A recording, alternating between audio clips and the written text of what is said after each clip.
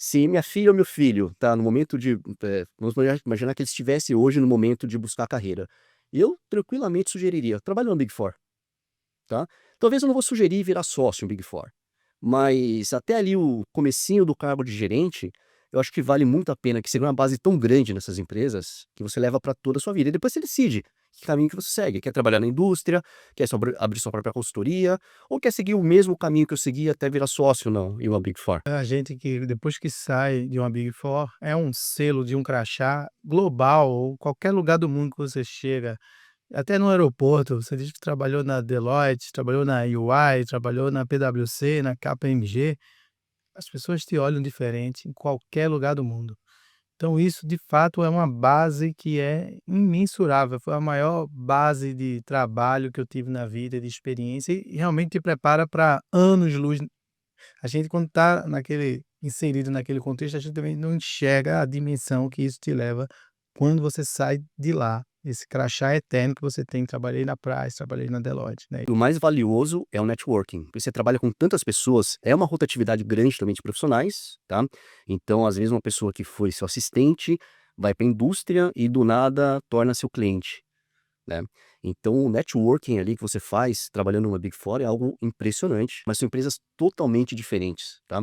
Uma é mais voltada para questões de diversidade, a outra é uma empresa mais despojada, a outra é uma empresa mais formal, né. O estilo do sócio também é totalmente diferente, tá. Então acho assim, na verdade é uma experiência nova, é uma cultura diferente, apesar de ser Big Four, são empresas totalmente distintas, né. E em questão de projeção de carreira, tá. Eu saí da Deloitte como gerente sênior e fui pra PwC como diretor, né. Então esse salto de carreira também é algo que, se você planejar direitinho, pode ser benéfico pra tua carreira, né. Então foi muito bom, e era um projeto muito interessante da PwC ali, que já tinha uma área de customs construída pelos meus antecessores, né, eu só dei continuidade no ótimo trabalho que foi feito ali. Maravilha. E era isso era uma liderança do Reis, né? Isso, exato, exato. Liderança do Reis. Uhum. Maravilha. E aí você na PwC talvez acendeu de novo essas chamas, essas janelas globais que você tinha no seu coração, lá desde a época da Aduaneiras, né, Exato. de querer, dar esse passo. E você da PwC foi para a KPMG, não foi? Eu E passei esse rapidamente para uma empresa chamada RSM, RSM. isso, que é uma empresa, que é a sexta no ranking das auditorias, né, então nós temos as Big Fours, a BDO em quinto lugar, e a RSM como a sexta maior do mundo, né, então nos Estados Unidos é muito grande, na China, se eu não me engano, é o número 2, então é uma empresa bem estruturada fora e no Brasil começando, né. Não foi uma passagem rápida, logo eu recebi esse convite da KPMG, né, fui contratado como sócio-diretor, e aí depois eu fui promovido a sócio na empresa, né. Então, ali eu pude experimentar uma estrutura um pouco menor, né, uma empresa que estava praticamente começando aqui no Brasil, né, eu estava estruturando a área de Customer na RSM, para depois voltar realmente para aquela estrutura de transatlântico que eu já estava acostumado, que foi no caso da KPMG, Foi pós-Price já, né? foi pós-Price, exatamente, exatamente. Né, em 2019 eu entrei na KPMG, fiquei até 2023. Ficou um bom tempo na Sim, KPMG, sim, né? quase 5 anos, quase 5 anos. E nesse balanço, o que que você diria em poucas palavras de diferença entre Deloitte, Price e KPMG? A questão da formalidade, né, eu vejo a PwC hoje eu sei que mudou um pouco, né, mas na época era uma empresa muito mais formal, né, do que a KPMG e a própria Deloitte, tá. A questão de cultura, tá, vejo a KPMG com uma cultura muito mais voltada pra questão de diversidade, né, de realmente de abraçar, né, todos os profissionais, é um ambiente um pouco mais leve de trabalho, né. Então acho que essas são as grandes diferenças que eu notei, assim. Mas, tem uma base muito parecida, né, em termos de faturamento, de cobrança, de soluções que são oferecidas para o mercado, então são muito próximas, né, mas é o estilo realmente de cada empresa que acaba diferenciando um pouco. Que maravilha. Tá. Faltou só a UI, né, aí, né? Faltou só a UI para completar o álbum aqui, né. A UI eu trabalhei na UI, é uma empresa fantástica, sensacional, bem mais informal do que a PwC. Eu acho que a PwC hoje era a UI quando eu talvez estava saindo da UI, que a UI se juntou com a Terco, né? Uhum. Sim, sim, sim. E a Terco trazia um braço muito grande de informalidade, uma empresa nacional. Mas a Ernst Young é uma empresa sensacional também trabalhar, Sim, bem sim. sensacional. Não, sem dúvida, né. Mas o mais importante, assim, Rodrigo, que eu vejo, não é nem as empresas que eu passei em si, né, mas a mudança que realmente teve na área de comércio exterior que eu estava comentando no começo aqui do nosso bate-papo, tá. Uhum. Eu s hoje eu já fui um pouco mais do que hoje, né, mas ainda sou muito ativo na questão de LinkedIn e tal, de escrever artigos, etcétera, né. Eu escrevi um artigo que eu defendo muito a ideia de que hoje é importante ter um C-level voltado para comércio exterior, que nós não temos ainda nas empresas. São raríssimas empresas que têm alguém de comércio exterior com assento, né, no C-level, tá. Até acho que deveria, né, ser criado um cargo chamado Chief Trade Officer, tá, um CTO, né, ou seja, um cara responsável que reporta direto para o CEO da empresa para assuntos de comércio exterior, tá. Porque você imagina o tamanho do risco, hoje, de uma empresa que não se atenta para uma questão de sanção econômica, tá. Uma empresa que não se atenta para questões geopolíticas. Hoje, quando a gente fala de tarifaço, por exemplo, do Trump, tá, você percebe que a questão geopolítica está totalmente, como que eu posso dizer, não está sólida, né, a gente percebe uma mudança muito grande nessas questões, tá. Então novos acordos começam a surgir, novos países, se tornam aliados de outros, tá, que antigamente não tinha essa aliança, né. Você tem que buscar novos fornecedores, porque a questão da tarifa acaba impactando muito a tua empresa, tá.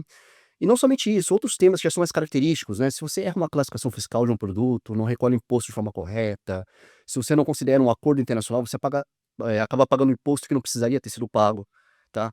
Então, a área de comércio exterior, hoje, como eu falei, não é mais aquela área que era no passado, né, totalmente operacional, eh, repetitiva, atividades repetitivas, hoje é uma questão totalmente estratégica. E por que que as empresas não têm esse cargo, se levam alguém específico de comércio exterior, tá. Então faria todo sentido, né, hoje algumas empresas já têm essa estrutura, mas ainda é algo muito raro no mundo inteiro. Até a nível de conselho de administração, né, ter essa voz diretamente desse profissional que você indicou aí, essa necessidade de ter esse efluente do nascedor dessa posição, né. Exato, exato. Normalmente quem leva essas questões é o diretor financeiro, que muitas vezes sabe de forma high level, né, não é um especialista. Agora eu creio que isso hoje, Daniel, isso vai mudar. Com toda esse panorama geopolítico que você falou, eu creio que isso vai mudar. A Exatamente, exatamente, Rodrigo. Eu vivenciei um pouco desse mundo, né, quando eu trabalhei na Vision, né, dando um pouco de continuidade aqui na minha carreira, né. Entrei na KPMG, como sócio-diretor, fui promovido a sócio, tá, e depois eu recebi um convite que foi realmente algo que mais me deu, orgulho na minha carreira, que foi para assumir a liderança de customs da consultoria na América Latina, né, desculpa, na América toda, né, inclusive Estados Unidos e Canadá, tá. Então eu tinha ali na KPMG a missão de coordenar 300 profissionais na área de customs, né. Então, nós tínhamos o líder global de customs, eu era responsável Américas, tinha um responsável Europa e um responsável pela Ásia, tá. E era um comitê executivo ali da área de customs, tá. Então, realmente ali foi algo que me encheu de orgulho, né, por um convite. Normalmente essa posição é atrelada ou é atribuída a um americano, tá, mas não foi atribuída a um brasileiro, né, que liderava inclusive a área dos Estados Unidos, tá. Mas eu sentia falta de uma coisa na minha carreira ainda, que era justamente a questão da experiência profissional fora do país, que eu não tinha, né. Eu fui de trainee a sócio, sempre no Brasil, e como eu comentei, a KPMG naquela época não pôde me oferecer essa oportunidade. Mesmo com essa posição global, eles não te deram a possibilidade de você, por exemplo, morar nos Estados Unidos? Não, porque as empresas são totalmente independentes, Hum, né, então apesar de ter, essa liderança Américas, né, eu era um sócio da KPMG Brasil. firma, Brasil. Tá, então não precisava realmente, ter uma necessidade muito grande mesmo, né, de contratar um profissional, nos Estados Unidos, aí eu tornaria sócio de uma empresa americana e não mais sócio da empresa brasileira, tá, mas é algo um pouco mais complexo, né. Então naquele momento realmente não foi uma oportunidade que eu tive, estava muito feliz, né, e aí surgiu, né, essa oportunidade de ir pra Vistion, tá. A Vistion era minha cliente na época de KPMG.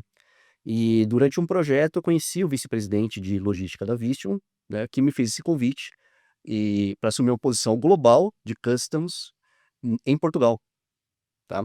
A Visteon, apesar de ser uma empresa americana, a maior fábrica da Visteon fica em Portugal, lá em Palmela, né? E aí foram alguns meses de namoro, de negociação e tal, e eu resolvi encarar esse desafio de novo. Era uma oportunidade que eu queria muito, né, que era morar fora do país, e Portugal é um país atrativo, né? Eu acho que tem uma facilidade de adaptação para os filhos, pelo fato da língua, a cultura muito semelhante, o clima, né, muito bom também, é parecido com o clima aqui no Brasil. Então, eu resolvi aceitar esse desafio, tá?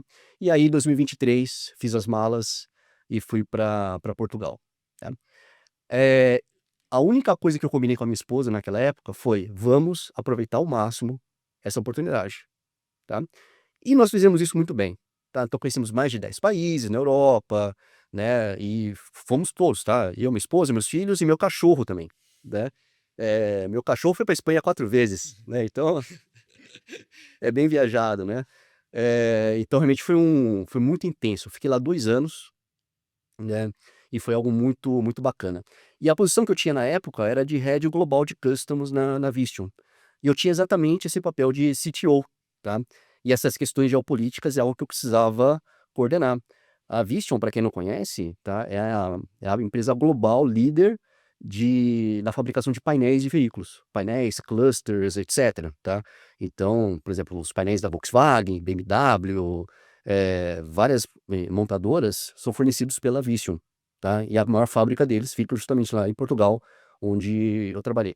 Então era uma missão muito grande, né, porque eu tinha que controlar o mercado na Índia, na China, México, né, aquela complexidade ali da fronteira México-Estados Unidos, que tinha que ficar de olho. No Brasil, com fábrica em Manaus também, super complexo. Então eu fazia essa coordenação global ali da área de customs, e foi uma experiência muito bacana, né. Até que eu estava em um evento e eu conheci, né, o pessoal da Joom Pro, tá, que estava procurando realmente alguém para coordenar a logística da empresa, aqui no Brasil e na América Latina, tá. Também foram alguns meses de namoro ali e tal, né, chegamos a um acordo e eu resolvi encarar esse desafio.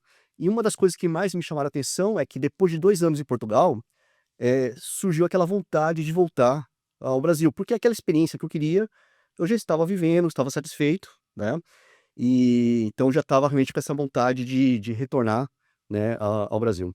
E aí tem uma frase, Rodrigo, que que é muito interessante, que foi dita por Tom Jobim, tá, que eu acho que retrata exatamente, o que eu passei, tá. Morar no exterior é bom, desculpa, morar no exterior é bom, mas é uma merda. Morar no Brasil é uma merda, mas é bom. É, meu, então, eu sei muito bem o que é isso. Eu morei 2 anos no México, trabalhando para o Grupo Electra. E aí, no começo, eu também tive a oportunidade, a minha chefe queria ir para os Estados Unidos e disse: "Ah, eu estou querendo namorar, eu quero ter uma vida pessoal, você não quer assumir uma pasta minha aqui que é viajar em toda lã?" Aí eu, pô, isso pra mim foi brilhou os olhos, que era tudo que eu sonhava, né, e eu peguei.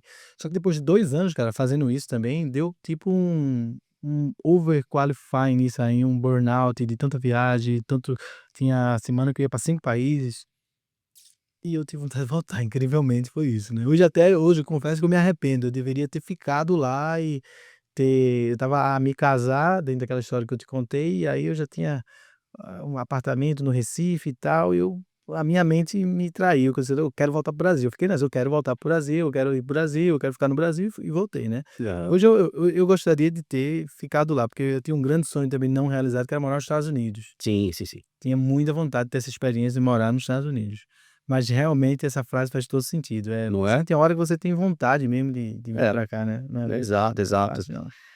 A gente sente falta, tá, e assim, essa readaptação, eu tô aqui há 1 mês e meio mais ou menos que eu voltei ao Brasil, né, tá sendo muito fácil, tá. A adaptação em Portugal é um pouco mais complexa, né, que de novo, apesar de ser a mesma língua, né, nas 2 primeiras semanas você não entende nada que o português fala, né. Eu me lembro que na primeira reunião da Visteon, eu falei assim: "Pessoal, vamos falar inglês, que eu não estou entendendo o português de Portugal", tá. Claro, depois de 6 meses vira algo natural, é a mesma língua, tá. E então essa adaptação ela é complexa também, ela não é fácil, tá, Uhum. em Portugal. Mas voltar ao Brasil, assim, super tranquilo, Eu tô morando num lugar diferente, hoje eu moro em Florianópolis, mas eu fico 2 semanas em Florianópolis, 2 semanas em São Paulo, né, que temos escritório nas 2 cidades, né, mas, essa adaptação tá super tranquila. A família tá em Florianópolis, tá feliz, é um local muito seguro, muito agradável, né. Tá. Ainda não vi sol lá, desde que eu mudei, Hum. tô ansioso pra isso, só passei frio, mas é uma cidade maravilhosa, então tá